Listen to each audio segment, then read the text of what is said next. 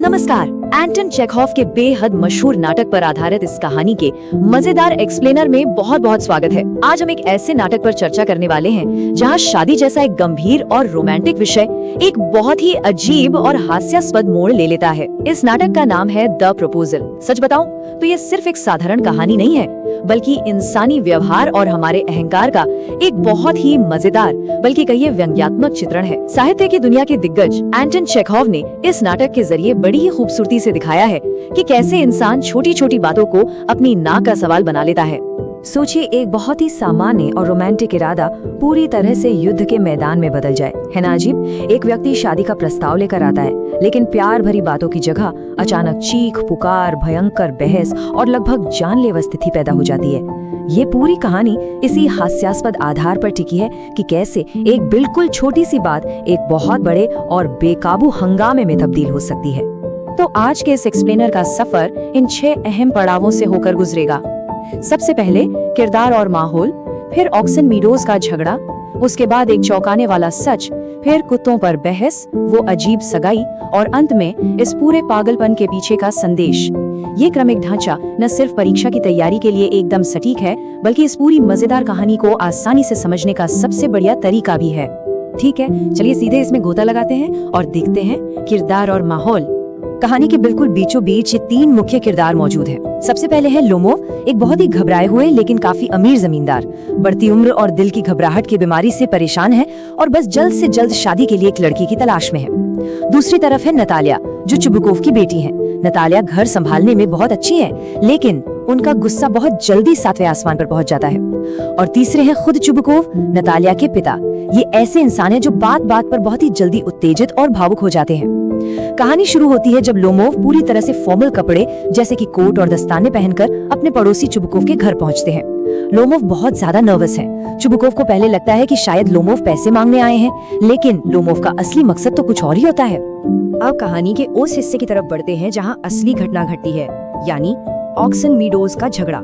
ये हिस्सा बहुत ही शानदार तरीके से दिखाता है कि हमारी उम्मीदों और असलियत में जमीन आसमान का अंतर कैसे हो सकता है। जब चुबुकोव को पता चलता है कि लोमोव नतालिया से शादी करना चाहते हैं, तो वो खुशी से पागल ही हो जाते हैं और अपनी बेटी को बात करने के लिए बाहर भेज देते हैं। उम्मीद क्या थी?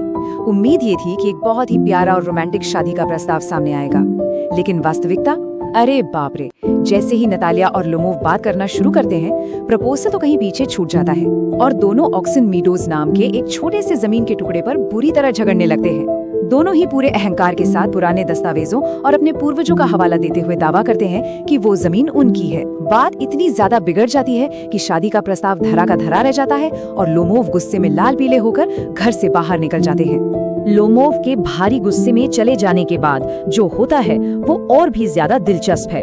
आइए देखते हैं एक चौंकाने वाला सच।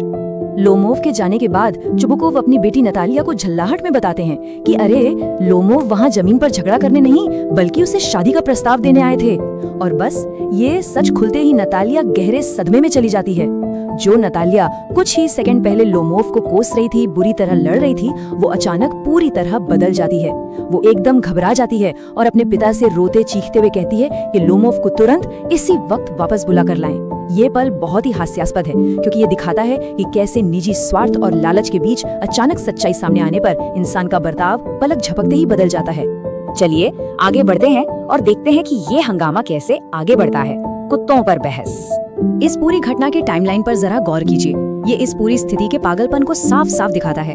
पहले मिनट में लोमोव आते हैं, 10वें मिनट में जमीन को लेकर भयंकर झगड़ा शुरू हो जाता है, 15वें मिनट में वो गुस्से में पैर पटकते हुए चले जाते हैं, 20वें मिनट में उन्हें वापस बुलाया जाता है और 25वें मिनट में, जी हाँ, प्रपोज करने या सुलह करने की बजाय वे दोनों तुरंत एक नई लड़ाई शुरू कर देते हैं। इस बार मुद्दा जमीन नहीं है, बल्कि उनके पालतू कुत्ते हैं। लोमोव का कुत्ता गैस और नतालिया का कुत्ता स्क्वीजा। दोनों पूरे जोश और गुस्से के साथ बस ये साबित करने में लग जाते हैं कि उनका कुत्ता दूसरे के कुत्ते से बेहतर है। मतलब ये इस बात का बेहतरीन सबूत है कि कुछ लोगों को बस बहस करने का एक बहाना चाहिए होता है। लगातार हो रही इस तीखी बहस का नतीजा आखिर क्या होता है?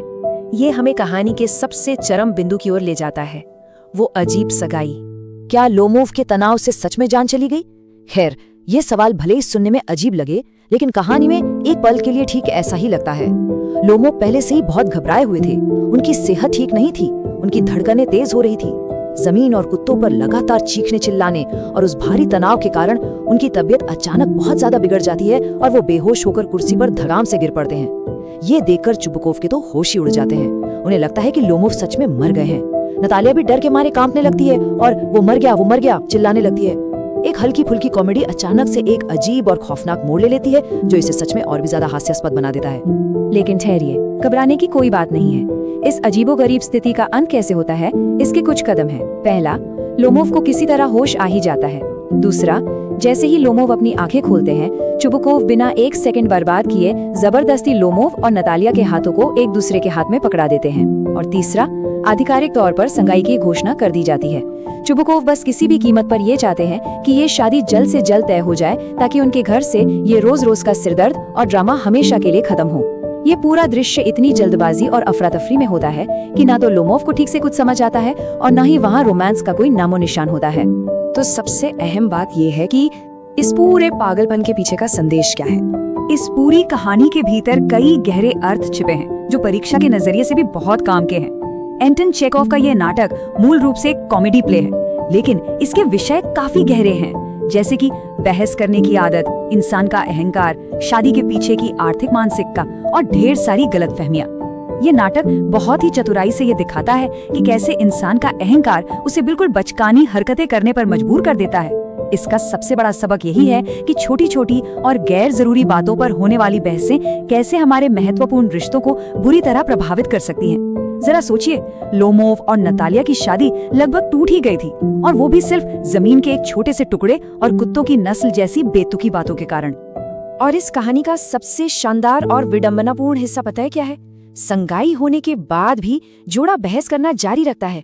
जी हाँ, संगाई की घोषणा होने के ठीक बाद जब जश्न मनाने का वक्त होता है, बजाय इसके कि वो एक दूसरे से प्यार भरी बातें करें, वे फिर से उसी बात पर भिड़ जाते हैं कि कौन सा कुत्ता बेहतर है। ये मानव स्वभाव का एक बहुत ही सटीक और गहरा व्यंग्यात्मक चित्रण है। सोचने वाली बात है, क्या इंसान सच में कभी अपनी आदतों और अहंकार से बाहर आ पाता है, या फिर हम बस अपने अहंकार को संतुष्ट करने के लिए अपनों से ऐसे ही लड़ते रहते हैं? इसी विचारों तेज एक सवाल के साथ हमारे आज की इस मजेदार एक्सप्लेनर का सफर यहीं समाप्त होता है। जुड़ने के लिए बहुत बहुत धन्यवाद।